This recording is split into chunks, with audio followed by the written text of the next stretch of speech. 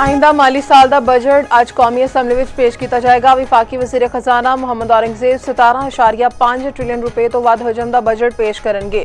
Tax revenue का हदफ 15,267 अरब रुपए होएगा। पेट्रोलियम लेवी नाल 1,727 अरब वसूली का प्लान। दिफाई बजट लिए 3,000 अरब रुपए रखे जाएंगे। सरकारी मुलाजमीन की तनख्वाह ते पेंशन विच इजाफे का इम्कान है। सोलर पैनल से सेल्स टैक्स की शरह वधा के 18% करने की तजवीज़ वापस। दरामदी इलैक्ट्रिक गड्डियां दे सेल्स टैक्स 25% तक वधाउण दा इम्कान है। बजट पेश करने लई कौमी असैम्बली का इजलास 3 बजे शुरू होएगा। विफाकी काबीना का इजलास अज दोपहर 2:30 बजे तलब वज़ीर आज़म की ज़ेर सदारत इजलास में विफाकी बजट की मंजूरी दी जाएगी। विफाकी वज़ीर खजाना मुहम्मद औरंगजेब बजट की ब्रीफिंग देंगे।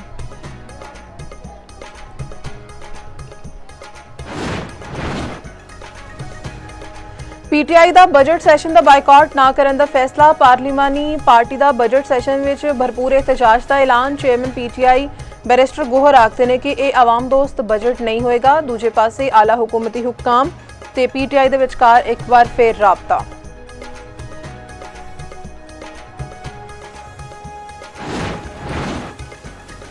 अमरीकी सदर का ईरान ते हमले रोक के मुआहिदा करने का ऐलान। ईरानी सुप्रीम लीडर के राजी होने का भी दावा। अमरीकी सदर ट्रंप ने मीडिया ब्रीफिंग में आख्या कि ईरान के नाल अमन मुआहिदा कुछ दिन में हो जाएगा। दस्तावेजात आखिरी मरहले में ने मुआहदे लिए पाकिस्तान बेहतरीन किरदार अदा कर रहा है। वज़ीर आज़म पाकिस्तान ते फील्ड मार्शल अजीम शख्सियत ने दस्तखत की तकरीब यूरोप में होने का इम्कान है। अमरीका वालों जेडी वेंस शिरकत करेंगे।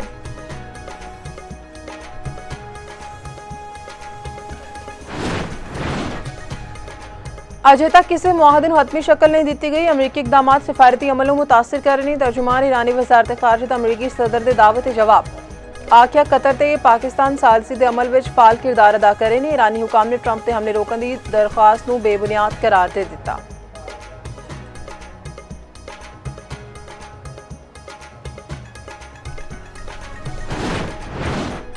आलमी मंडी में खाम तेल की कीमत में 2% गिरावट। ब्रेंट खाम तेल की कीमत $88 फी बैरल हो गई। वेस्ट टेक्सास ऑयल की कीमत $85 फी बैरल से आ गई।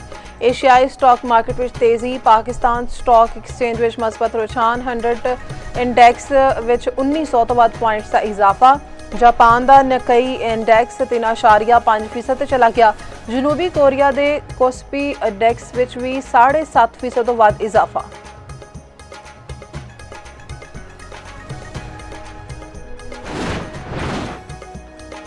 विफाकी वज़ीर दाखिला मासिर नकवी दी CMH पेशावर आमद। पाक फौज के फेडरल कांस्टेबलरी के एहलकारां की इयादत की थी।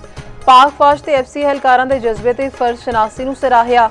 विफाकी वज़ीर दाखिला दी जख्मी एहलकारां के बुलंद हौसले की तारीफ। आख्या तुसी कौम के हीरो हो।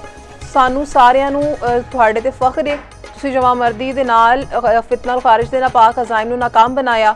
बहादुर सपूतां दे हुंदे दुश्मन की कोई साजिश कामयाब नहीं होएगी। ते भारतीय रियासत मणिपुर में कशीदगी की नवी लहर। मोदी सरकार हालात काबू पाने में नाकाम। भारतीय जरीदा इंडिया न्यूज़ नेटवर्क शहरियों के कतलेआम के वाकयात को सामने ले आया। एक माह पहले अगवा होने वाले नागा कबीले के 6 अफराद दी लाशां बरामद। वाक़े के बाद नागा की तंजीम की हड़ताल की कॉल। नायब वज़ीर आला मणिपुर को अहदे तो हटाने का मुतालबा।